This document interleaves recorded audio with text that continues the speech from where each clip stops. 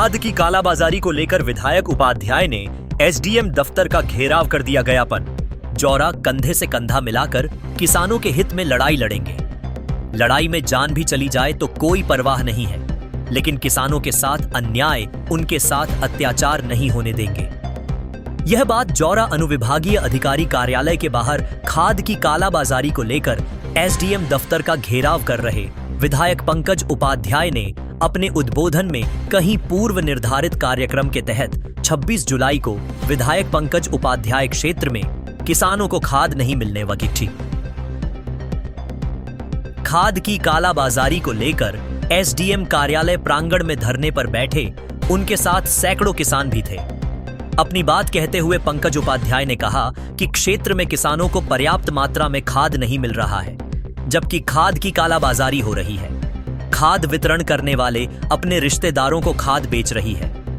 यहां आने वाले किसानों को पहले तो 4 सेंटीमीटर का पाए तीरथाम 4 से 5 घंटे शेष सांकर आप आशा इसी घंटे लंच में लगना पड़ता है। फिर शाम तक एक कूपन पर 2 यूरिया खाद के बैग दिए जा रहे हैं, जो पर्याप्त नहीं है। किसानों को पर्याप्त मात्रा में खाद उपलब्ध कराया जाए। उनका यह भी कहना था कि जो राशन माफिया हैं, उन्हीं के रिश्तेदार अब खाद माफिया हैं, खाद की कालाबाजारी भी कर रहे हैं। विधायक उपाध्याय ने कहा कि जो पहले तेल माफिया, राशन माफिया, शराब माफिया थे, वही अब खाद माफिया हैं। उनके रिश्तेदार ही खाद की कालाबाजारी कर रहे हैं। उपाध्याय ने यह भी आरोप लगाया कि सामने सिविल अस्पताल है, यहाँ एसडीएम कार्यालय है, जल संसाधन विभाग का कार्यालय है, सामने सड़क किनारे निजी दुकान कैसे बन गई, उक्त दुकान किसकी है यह आप सभी जानते हैं।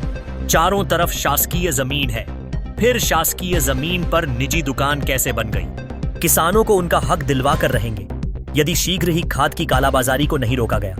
किसानों को पर्याप्त मात्रा में खाद नहीं दिया गया तो विधानसभा सत्र के बाद बहुत बड़ा आंदोलन, धरना प्रदर्शन, घेराव किया जाएगा। ऐसी खबर देखने के लिए हमारे चैनल को लाइक, शेयर, सब्सक्राइब करें और बेल आइकन जरूर दबाएं। स्टेट हेड राजू गौर की खास रिपोर्ट।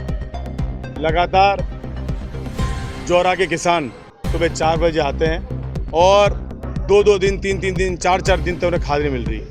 एक ये बात रटी रटाई है कि अभी रेक नहीं आया है, रेक आने वाला है, जल्दी आपकी समस्या का निराकरण किया जाएगा। हम लगातार मैंने कलेक्टर साहब से बात करी, एडीएम साहब से बात करी और शीर्ष मंत्रियों को पत्र लिखे, लेकिन आज तक जो कालाबाजारी हो रही है उसके बारे में कोई इन्होंने संज्ञा नहीं लिया। अखबारों में आप लोगों ने भी जिस तरीके से इस खबर को चलाया, इसके लिए भी आपको धन्यवाद। लेकिन इन लोगों ने करना कालाबाजारी बंद करी। इस कालाबाजारी के लिए कौन दोषी है, लोग आपको सबको पता है। जो लोग लंप माफिया हुआ करते थे, मिट्टी का तेल बेचा करते थे, अब वो और उनके परिजन ही इस खाद को बेचने के काम में संलग्न है। कि जिस तरीके से सरकारी खाद उनके मकानों से और उनके लोगों के द्वारा पर्चियों के माध्यम से बट रहे हैं, वो देख सकते हैं। जो डीएपी 1200 रुपये मिलना चाहिए थी, वो 2000 रुपये की मिल रही है, इनके दलाल बेच रहे हैं। जो यूरिया 250 को मिलना चाहिए था, वो 500 मिल रहा है, इनके दलाल बेच रहे हैं। मेरा आह्वान पूरी जौरा की जनता से कि इन पहले आपने खाद्य माफिया, जो खाद खाने की चीज़ों के माफिया हुआ करते थे, राशन माफिया हुआ करते थे, उनको उखाड़ फेंका और हम जेल नहीं पहुंचा पाए लोगों को, लेकिन जल्दी जेल पहुंचाएंगे। हमारे महेंद्र मिश्रा जी कई वर्षों से इस लड़ाई को लड़ रहे हैं और उस लड़ाई को मैंने संकल्प लिया है कि आगे लेके जाऊंगा।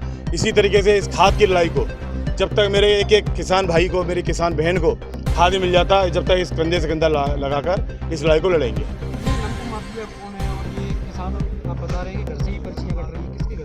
ये आपको ज़्यादा, मेरे से ज़्यादा बेहतर आपको पता है, लेकिन आप चला नहीं पाते हो। मैं फिर से कह रहा हूँ कि जो यहाँ से पूर्व विधायक हुआ करते थे, उन्हें राशन माफिया कहते थे। तो आकाश भाई, आपको जानकारी के लिए और फिर से एक और जानकारी के लिए कि खाद माफिया भी इनके रिश्तेदार बैठे हुए हैं और आप पता लगा लेना। और एक वीडियो इनका सोशल मीडिया पे चला था कि किस तरीके से इन्होंने कहा था, एक हमारी बहन पहुंची थी कि शराब बंद कराओ, तो इन्होंने कहा कि शराब के तो मेरी दुकानें चल रही हैं, मैं बेच रहा हूँ गली गली में 2 नंबर की शराब, तो मैं कैसे बंद करा दूँ।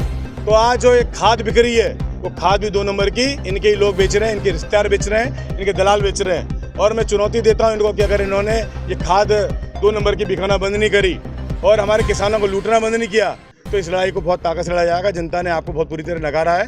आप ऐसा कोई काम नहीं करें कि आपको आपको फिर से जनता मुंह पटक जवाब तो देगी, लेकिन आपका मुंह नहीं देखेगी।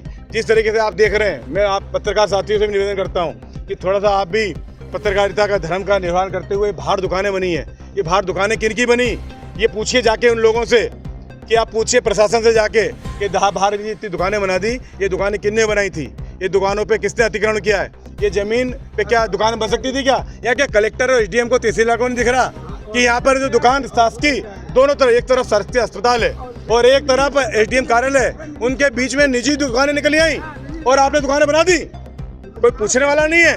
मैं पूछ रहा हूँ, मैंने विधानसभा में प्रश्न भी लगाया इसका, लेकिन मुझे मालूम है कि जिस तरीके से आप घिसा पिटा जवाब दोगे, तो पुनः एक बार फिर से पंकज उपाध्याय कह रहा है, जो कहता है वो करता है। किसानों के साथ कंधे से कंधा लगाकर इस लड़ाई को लड़ेंगे, चाहे जान चली जाए, चाहे खून बह जाए, लेकिन पीछे नहीं हटेंगे। उन्होंने कृषकों के साथ एक ज्ञापन दिया है जिसमें उन्होंने कहा है कि खाद की समस्या के संबंध में दिया है। या मैं कहना चाहूँगा कि जिले में अभी ऐसी कोई खाद की संकट नहीं है। खाद हर 1-2 दिन में रैक आ रहे हैं और जैसे ही रैक आता है, जितना खाद मिलता है उस हिसाब से बांटा भी जा रहा है। विगत वर्ष की तुलना में इस बार खाद की 200 टन जौरा तहसील में ज़्यादा खपत हुई है। मतलब पिछले साल 700 टन खाद आज दिनांक तक बटा था, इस साल 900 टन बढ़ चुका है, पहले से ज़्यादा बटा है। अब कुछ अव्यवस्थाएं बताई हैं तो कलेक्टर महोदय द्वारा वैसे ही काउंटर बढ़वा दिए गए हैं। सोमवार से 3 काउंटर पर खाद बटेगी। लाइन वाला सिस्टम है, तो लाइन में तो ये है कि चूँकि आधार कार्ड कलेक्ट करने के लिए लाइन लगती है, वो आधे 1 घंटे में लाइन ख़त्म हो जाती है। उसके बाद सबको टाइम दिया जाता है, उस टाइम से वो खाद की पर्ची कटवा के खाद लेते हैं। तो लाइन मात्र 1 घंटे के लिए यहाँ पे लगती है।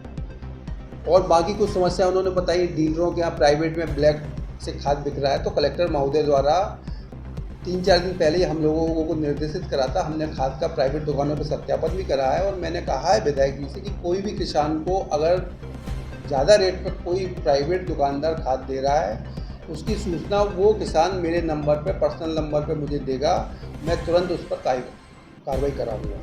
कुछ किसानों ने ये भी आरोप लगाया है सोसाइटी संचालक खुद वहाँ से कालाबाजारी कर रहे हैं, ऐसा कुछ मामला आया है सामने?